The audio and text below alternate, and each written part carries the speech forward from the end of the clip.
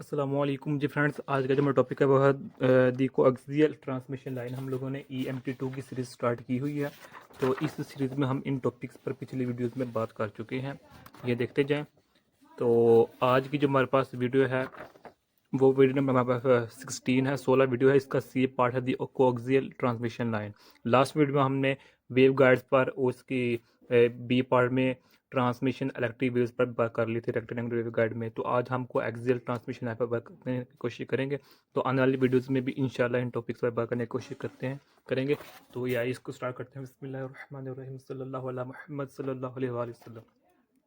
चूँकि हम ग्रिफ़िथ की बुक को फॉलो कर रहे हैं, इसलिए जो ग्रिफ़िथ की बुक है उसके पर ये डायरेक्ट ही जो है ना इक्वेशंस लिखी हुई हैं। इसका कोई प्रूफ नहीं दिया गया हुआ क्या सी ना क्या नहीं है। ये डायग्राम है, ओके। ये डायग्राम हम अभी इधर ड्रा करते हैं। तो सबसे पहले हमें समझने की ज़रूरत है कि कोएक्सियल ट्रांसमिशन लाइन होती क्या है। हालांकि यहाँ ग्रिफ़िथ की बुक पर डायरेक्ट इक्वेशन लिखी हुई हैं। तो यही सिंपल वर्ड्स में हम यही समझते हैं कि जो हमारे पास ट्रांसमिशन लाइन होती हैं ये ऐसे कंडक्टर्स होते हैं या ऐसे वेव गाइड्स होते हैं जो कि सिग्नल्स को, जो वेव्स को एक पॉइंट से दूसरे पॉइंट तक, यानी कि एक ट्रांसमीटर से दूसरे रिसीवर तक पहुंचाने में मदद करते हैं। उनको हम कोएक्सियल ट्रांसमिशन लाइन का नाम देते हैं, ओके। अब इसकी जो ट्रांसमिशन लाइन, ओके, जो मैंने अभी डेफिनेशन बताई है वो ट्रांसमिशन लाइन की बताई है कि एक पॉइंट से दूसरे पॉइंट तक या फिर एक पॉइंट से दूसरे पॉइंट तक सिग्नल्स वेव्स को ट्रांसफर करने के लिए जो हमें जिन कंडक्टर्स का, जिन वेव का सहारा लेते हैं उनको हम ट्रांसमिशन लाइंस का नाम देते हैं, ओके। तो अब या फिर हम सिंपल वर्ड्स में यह कह सकते हैं कि ट्रांसमीटर से लेकर रिसीवर तक, कि जहाँ ट्रांसमिट हो रही है वेव या सिग्नल, वहाँ से लेकर दूसरे किसी सेकंड पॉइंट तक जहाँ रिसीव हो रही हैं, वहाँ तक जो हमारे पास कंडक्टर या वेव गाइड यूज होते हैं उनको हम ट्रांसमिशन लाइन का नाम देते हैं। अब ट्रांसमिशन लाइन की पांच जो है ना टाइप्स हैं, 5।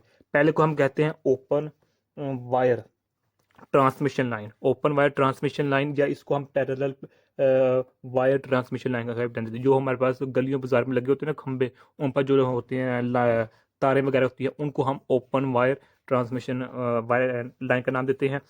सेकंड जो इसकी टाइप है वो हमारे पास आ जाती है कोएक्सियल। वो भी हम इंशाल्लाह स्टडी करेंगे कोएक्सियल ट्रांसमिशन लाइन क्या होती है, ओके। तो थर्ड होती है ऑप्टिकल। क्या होती है? Optical fibre, optical fibre transmission line. Optical fibre में जिस तरह ऑप्टिक्स का यूज़ होता है, यानी कि इसमें ये होता है ना कि जो हमारे पास इस तरह मूव करती है। अब जो चौथी इसकी टाइप है वो हमारे पास है वेव गाइड। क्या है? Wave guide transmission line. अब ये वेव गाइड क्या है, इसको हमने डिटेल में डिस्कस किया हुआ है, ए पार्ट में भी और बी पार्ट में भी, ओके। तो जो पांचवी इसकी टाइप है वो आ जाती है इसकी, क्या नाम देते हैं, microstrip, micro micro microstrip transmission line आ जाती है, ओके। तो ये यानी कि जो मेरे पास होती है ना, ये जिस तरह IC सर्किट्स होती हैं, यानी कि हमने इस पर सीरीज बकायदा तौर पे एक सीरीज बनाई हुई है, इलेक्ट्रॉनिक्स 1 और इलेक्ट्रॉनिक्स 2 की सीरीज बनी हुई है। तो जब हम इलेक्ट्रॉनिक्स 2 में IC को स्टडी करते हैं, यानी कि इंटीग्रेटेड सर्किट्स को यूज़ करते हैं, तो इसमें हमारे पास डिफरेंट ट्रांजिस्टर होते हैं, कैपेसिटर होते हैं, डायोड्स वगैरह होते हैं। तो उनमें हमारे पास जो माइक्रोस्ट्रिप्स यूज़ होते हैं। खैर, हमारा जो आज का टॉपिक है वो हमारे पास ये है कोएक्सियल, कोएक्सियल ट्रांसमिशन लाइन होती है। अब इसकी जो डायग्राम है वो इधर ये ड्रा की हुई है कि ये देखें हमारे पास ये वाला है और एक ये है। तो ये लाइन है और ये लाइन है। तो अब जो यहाँ है ना मिड से लेकर इस हाफ यहाँ तक ऊपर तक ये हमारे पास बी है। और जो ये दरमियान वाली इतना सा पार्ट है ना ये वाला, जिसकी विड्थ ए है, ओके। यानी कि ये हमारे पास इस तरह है, इस तरह, ओके। अब यहाँ हमारे पास ये है, ये वाले, ओके, ये है। तो यहाँ से लेकर यहाँ तक हमारे पास क्या है, बी है। और इसका जो विड्थ है वो हमारे पास क्या है, ये है। और ये क्या है, ये अलोंग द जी एक्सिस है, ये वाई एक्सिस है और ये एक्स एक्सिस है, ओके। तो जब भी हमारे पास यहाँ को एक्सिल में वेव ट्रांसफर करेगी या सिग्नल ट्रांसफर करेंगे, वो in the direction of z axis travel करेंगे। किस डायरेक्शन में? In the direction of z axis में, ओके। ये तो हम जानते हैं कि जब भी हमारे पास ट्रांसमिशन लाइन होती है तो मैं हमेशा अलोंग दी जी एक्सिस जो हमारे पास वेव्स है, सिग्नल है, वो ट्रैवल करते हैं। तो ये आई थिंक इतना सा इंट्रोडक्शन काफ़ी है।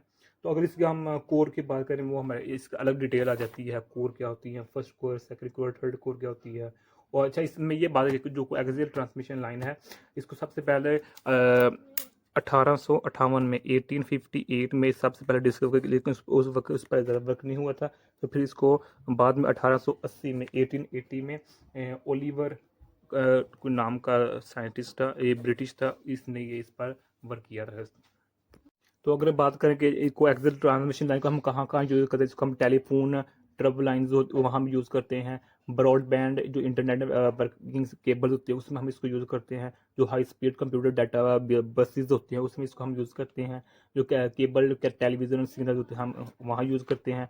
इसको हम रेडियो में, यानी कि रेडियो स्टेशन में यूज़ करते हैं कि एक जगह से ट्रांसमिट हुई वेव और दूसरी जहाँ जो सेकेंड होता है रिसीवर, तो वहाँ भी हम इसको कोएक्सियल को हम यूज़ करते हैं। अब आ जाते हैं बुक पर। बुक पर क्या लिखा हुआ है? I show that hollow wave guide can not support TEM wave. TEM wave क्या होता है? ट्रांसवर्स इलेक्ट्रिक मैग्नेटिक वेव होती है। ओके, तो अब जो ये मेरे पास TEM वेव होती है, ये वेव गाइड में या फिर हम कह सकते हैं कोएक्सियल ट्रांसमिशन लाइन जो मेरे पास होती है, इसमें ट्रैवल नहीं करती। ओके, तो इसमें ट्रैवल नहीं करती, तो इसका मतलब क्या है कि जो हमारे पास E is equal to zero होगा और जो हमारे पास B is equal to zero होगा। इसका मतलब ये बनता है। तो अब इसकी जो रीज़न क्या है, क्यों नहीं ट्रैवल करती, इसकी मैंने रीज़न कहा पिछली जो वीडियोज़ है मैं उसमें मैंने ये एक्सप्लेन किया हुआ है। ओके, तो खैर इन सिंपल वर्ड मैं इधर ये अर्ज कर देता हूँ। चूँकि जो मेरे पास ये होते हैं ना वेव गाइड या फिर कोएक्सियल ट्रांसमिशन लाइन, जो हमारे पास ये डायग्राम है, इसमें सिर्फ एक ही कंडक्टर होता है। यानी कि इन अदर वर्ड्स हम ये कह सकते हैं दो कंडक्टर इसमें नहीं होते। यानी कि जो सेंटर वाला कंडक्टर है वो नहीं होता, जिसकी वजह से हमारे पास जो TEM होती हैं, इनके transverse TEM waves, transverse electric magnetic waves इसमें ट्रैवल नहीं करती। इन सिंपल वर्ड्स हम यही यहाँ आप लोग यहाँ यही समझ लें कि जो मेरे पास होती है ना, इसमें सिर्फ वन कंडक्टर होता है, जिसकी वजह से TEM मोड को, TEM वेव्स को सपोर्ट नहीं मिलती, जिसकी वजह से वो यहाँ ट्रैवल नहीं कर पाते। ओके, तो अब कहाँ की बुक की है, तो यही इधर मेंशन किया हुआ है। तो लिहाजा जब TEM वेव्स नहीं ट्रैवल कर सकती, तो जो हमारे पास E is equal to zero होगा, B is equal to zero होगा, क्योंकि जो वेव ट्रैवल करते हैं वो हमेशा अलॉन्ग दी Z एक्सिस ही ट्रैवल करती हैं। ओके, ये Z एक्सिस हमारा इस साइड पर है, लेफ्ट से राइट साइड पर है। तो अब इस केस में, in this case Maxwell equation 179 yields. अब जो हमारे पास 179 इक्वेशन हैं वो हम पहले देख लेते हैं। इसके आप लोग स्क्रीनशॉट ले लें, ये हमारे पास, ये अभी हम डिस्कस करेंगे। ओके, इसकी स्क्रीनशॉट ले लें। ओके, तो अब ये हमारे पास क्या है कि K is equal to omega over C है हमारे पास। तो ये हमारे पास क्या, K क्या होता है? वेव नंबर होता है, ओमेगा होता है, और C स्पीड ऑफ लाइट होती है। तो जब हमारे पास वेव नंबर होता है ये चेंज नहीं होता कोएक्सियल लाइन में। ओके, ये हमारे पास फार्मूला है। तो अब ये देखें कि so the wave travel at speed C are non dispersive, यानी कि जो मेरे पास ये इक्वेशंस हैं, उन्होंने जो बुक वालों हैं ग्रिफ्थ ने, वो यहाँ डायरेक्ट इक्वेशन लिख दी हुई हैं ये वाली। ओके, अब हम इन इक्वेशंस को प्रूव करते हैं कि ये इक्वेशन कहाँ से और कैसे आई हैं। ओके, तो अब जिस तरह मैंने आप लोगों को कहा कि स्क्रीनशॉट ले लें, तो उसमें जो 178 इक्वेशंस जो हमने स्टडी की हुई हैं, इसमें ये देखें, इसमें भी और इसमें भी हमने डिटेल में डिस्कस की हुई है कि जो 178 इक्वेशन है वो कहाँ से कैसे आई है, वो मैं इधर नहीं बताऊंगा, क्योंकि मैं पहले इधर एक्सप्लेन कर चुका हूँ। तो इधर बताया तो वीडियो लेंथी हो जाएगी, तो आप पिछली वीडियो देख सकते हैं। तो सबसे पहले हम इसको देखते हैं किस तरह आई। तो ये देखें, हमारे पास जो 179 इक्वेशन है, ये देखें। तो इसमें देखें, चूंकि हम पहले ये अर्ज कर चुके हैं, बता चुके हैं कि जो मेरे पास EZ और BZ वो ज़ीरो होंगे। ओके, तो अब यहाँ देखें कि जो मेरे पास इधर EZ, ये मेरे पास क्या है, ये वाला कंपोनेंट ज़ीरो हो जाएगा। पहले हम इसको सोल्व करेंगे। ओके, तो ये कंपोनेंट चूंकि EZ और BZ ज़ीरो था, तो EZ क्या हो जाएगा, मेरे पास ज़ीरो हो जाएगा। तो जब ये ज़ीरो हो जाएगा, तो इसको जब हम मैनेज करेंगे तो हमारे पाज जो इक्वेशन होगी वो हम ऑब्टेन कर लेंगे। यानी कि जो मेरे पास ये इक्वेशन है ना, ये वाली, ये हम ऑब्टेन कर लेंगे। कब? जब हम EZ इक्वल टू, चलो हम इधर कर ही देते हैं, जब ये पुट करें तो ये तो हमारे पास हो जाएगा ना ज़ीरो जी।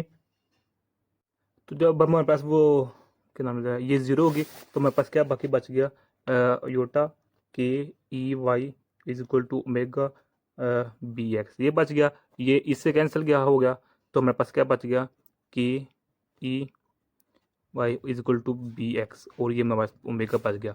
तो ई वाई इधर ही रहने दें, तो ओमेगा ओवर के बन जाएगा इधर आकर, और हमारे पास ये बी एक्स बन जाएगा। ओके, तो E y is equal to जो हमारे पास ओमेगा ओवर के है, इसको हम कह देते हमारे पास सी है और ये बी एक्स है, तो हमारे पास E is equal to minus C B x आ जाएगा। ओके, तो ये मेरे पास है। अच्छा, ये नहीं हमने अब इसको हम प्रूव करते हैं। ये मेरे पास इक्वेशन आ गया है, कौन सी, ये वाली इक्वेशन आ गई है, ये वाली। अब हम ये इक्वेशन देखते हैं कैसे आई है, तो इसको देखने से इसको करने के लिए पहले हम इसको कर लेंगे फ्रॉम थर्ड जो मेरे पास इक्वेशन है। तो यहाँ जब हम इसको जीरो को पुट कर देंगे तो मेरे पास ये और ये वाली बात जाएगी, तो इसको अब मैनेज करेंगे और अरेंज करेंगे तो मेरे पास आंसर आ जाएगा।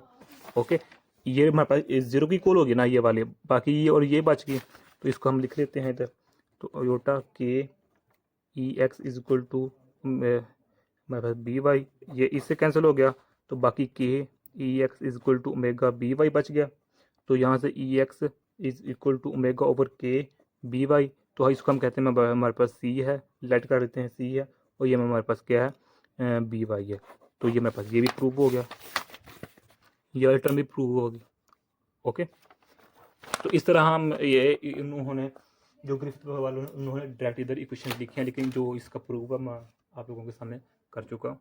तो ये इक्वेशन क्या शो कर रही हैं कि जो मेरे पास बी वाई और वाई ई एक्स है, ये परपेंडिकुलर है एक दूसरे के। ये तो हम पहले ही जानते हैं, लेकिन इधर प्रूव हो चुका है। ओके, कि इलेक्ट्रोमैग्नेटिक वेव में जब भी हमारे पास ट्रैवल करते हैं, उसमें जो इलेक्ट्रिक और मैग्नेटिक कंपोनेंट है वो एक दूसरे के 90 एंगल पर होते हैं, परपेंडिकुलर होते हैं।